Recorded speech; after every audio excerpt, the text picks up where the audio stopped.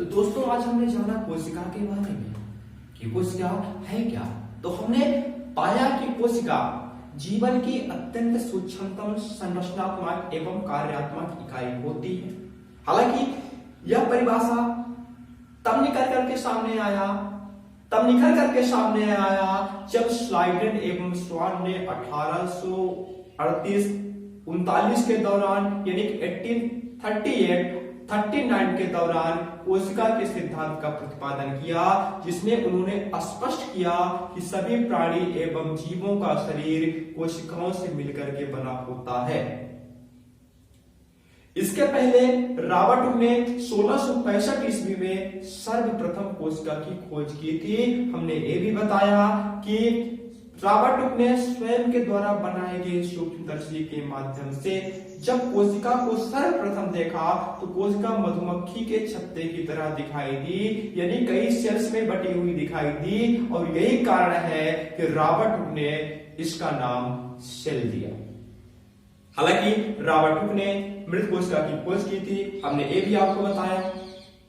1974 में एंटोनी वान लीeuwenhoek आते हैं और ये जीवित कोशिका की खोज बैक्टीरिया के रूप में करते हैं, जीवाणु के रूप में करते हैं, और यही कारण है कि एंटोनी वान लीeuwenhoek को जीवाणु विज्ञान का पिता कहा जाता है।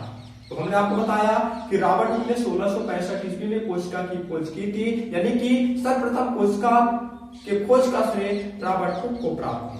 हालांकि ये कोशिका मृत कोशिका थी। 1674 में एंटोनी वान लीeuwenhoek जिन्हें कि जीवाणु विज्ञान का पिता कहा जाता है, इन्होंने जीवित कोशिका की खोज की थी। और 1838-39 का समय आता है जब स्लाइडेन एवं स्वान ने कोशिका सिद्धांत का प्रतिपादन किया था। कोशिकाओं को जीवन की अत्यंत सूक्ष्मतम इकाई इसलिए कहा जाता है कि सजीवों के शरीर की सबसे छोटी इकाई अगर कोई है तो कोशिका की। कई कोशिकाएं आपस में मिलकर के ऊतक का निर्माण करती हैं, यानी टिश्यूज बनाती हैं, और एक ऊतक आपस में मिलकर के अंग का निर्माण करते हैं, और यही अंग जब आपस में मिलते हैं दोस्तों तो अंग तंत्र बनता है, और अंग तंत्र के मिलने से पूरा शरीर बनता है, पूरे बॉडी का फॉर्मेशन होता है। इस प्रकार स्पष्ट है कि कोशिका सजीवों के शरीर की आधारभूत इकाई होती है।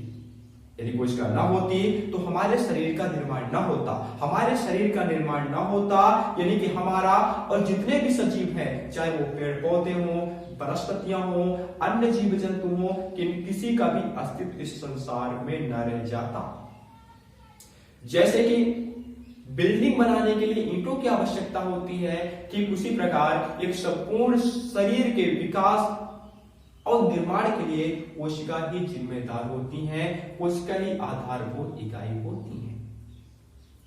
हमने ये भी बताया आज के टॉपिक में कि सजीवों का शारीरिक विकास कैसे होता है। क्या कोशिका आकार में बढ़ती है और शरीर का विकास हो जाता है? तो ऐसा कतई नहीं है, ऐसा मिथक है। कोशिका के आकार में बढ़ने से शरीर का विकास नहीं होता, बल्कि कोशिका विभाजन के फलस्वरूप ही शारीरिक विकास होता है। हालांकि कोशिका विभाजन विर्चाउ ने दिया था। विर्चाउ ने स्पष्ट किया कि कोशिका विभाजन से ही व्यक्ति का शारीरिक वृद्धि होता है, व्यक्ति का शारीरिक विकास होता है, और जिन कोशिकाओं का विभाजन होता है उन्हें जनक कोशिका कहते हैं, उन्हें पेरेंट्स सेल कहते हैं।